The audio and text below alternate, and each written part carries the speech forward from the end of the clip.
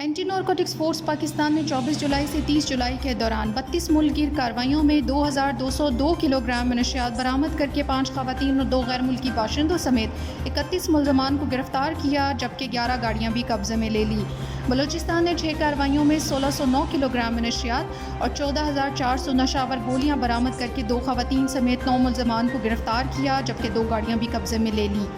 خیبر پختونخوا نے 8 کارروائیوں کے دوران 409 کلو گرام چرس برآمد کر کے 1 ملزم کو گرفتار کیا، جبکہ 1 گاڑی بھی قبضے میں لے لی۔ پنجاب نے 6 کارروائیوں میں 144 کلو منشیات برآمد کر کے خاتون سمیت 9 ملزمان کو گرفتار کیا اور 5 گاڑیاں بھی قبضے میں لے لی۔